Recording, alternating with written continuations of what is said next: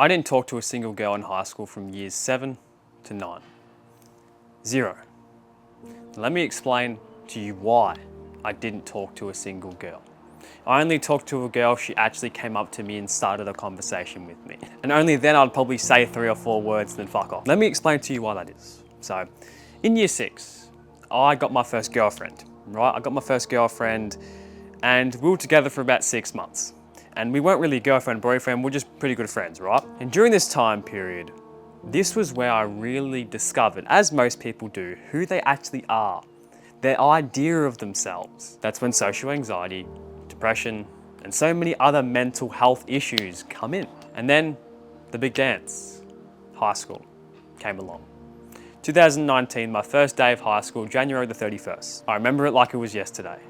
I walked into high school and I was called a faggot the first day of school because my socks were really high. And that event traumatized me from year 7 to year 9. I had zero confidence in myself and I have a very big problem, and I still to this day have a very big problem when my face goes really red when I get embarrassed, like really fucking red, bro. And that used to happen to me nearly every single day in high school, and when it did happen, most of the time people would see it, bro, why are you going so red? And that would get even worse. And for the people who struggle with that, you get what I mean. You know how painful it can be sometimes. You know, when people are just laughing at you, you know, the teacher would ask a question and then, you know, they'd pick on you.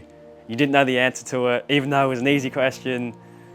And everyone would laugh at your red face. Not just you not knowing the question, but also because I went really red. And that was something that I really struggled with, and I hated school because of that. I liked school, like I liked going there, seeing my friends and playing basketball and doing some of the work there, but when it would come to stuff like that, like hell no. And because of that, I didn't talk to a single girl.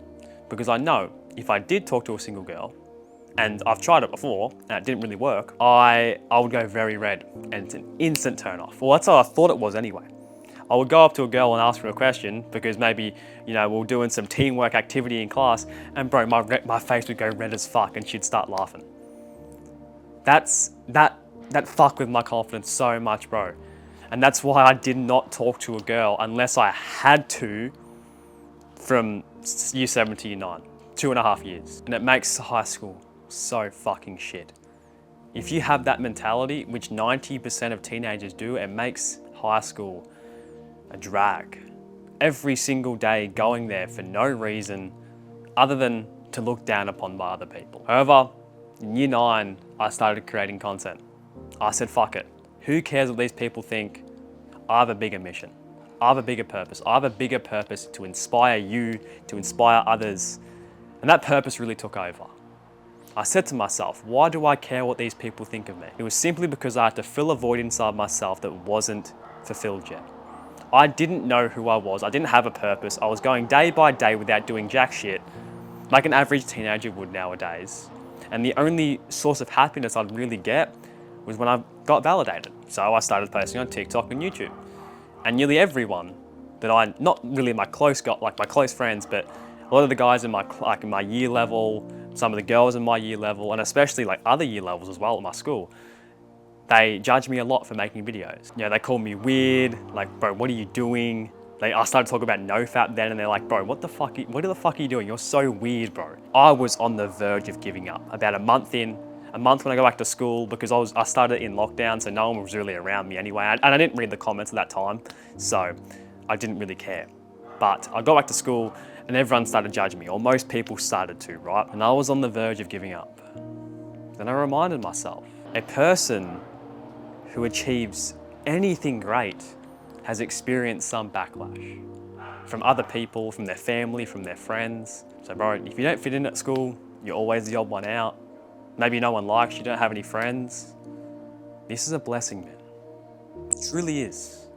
I did not talk to anyone except my close mates and my teachers when I had to for 2.5 years. You have something different inside yourself. And this loneliness, this lack of connection to others, this social anxiety, this is a true blessing. Because when you get over this, bro, you become a whole new person. Now, I would love, if I had the opportunity to do this, which I'm manifesting this into my future, to give TED Talks, to give really big public speeches, I would do it any day of the week. And look, my face would probably go red, Yeah, my face goes red at school sometimes, but I don't really care. I don't care because I know each and every single time my face goes red because I've simply changed my perspective, it's gonna help me grow. So, if you're someone who struggles with social anxiety, I want you to find the root cause of your social anxiety. Why don't you want to talk to girls? Why don't you want to talk to anyone? Why are you so nervous? Usually, most of the time, it's the fear of judgment. It's simply the fear of judgment because you want to be validated by other people. Now, why do you want to be validated by other people? Why do you want her to like you, bro? Why do you want him to like you? Maybe he has social status. Maybe you'll feel powerful when he's your friend. Maybe she's a really attractive woman. Maybe you're lonely. And the only way you can fill that void of loneliness is by getting with this girl. Maybe that's the only way you can do it. You want someone to love you because you don't love yourself. There's so many reasons why so many men, I'm talking to men especially here, that struggle with social anxiety. You have to find the root cause of that. I intentionally stuck my hand up in class, which was very rare, for a period of time to grow my confidence. My face went really red and I hated it. I hated it, but at the back of my mind, I knew it was best for me. I knew it was. I said, fuck it. Regardless of how I feel, I'm gonna do what I need to do. I did that for about 6 months. I was really nervous. And sometimes I'm not gonna say I'm perfect. I get nervous sometimes, but I can easily overcome that. Every person has the same mindset as you. Everyone thinks about themselves. No one really cares about you. Yeah, so become the man or become the woman, if you're a woman watching this video, that you're destined to be. Yeah, the best version of yourself. I preach this so much on my channel because it's true.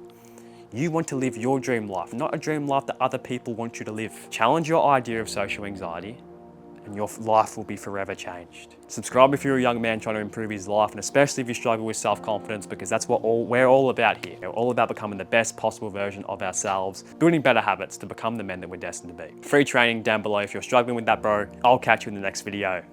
Peace.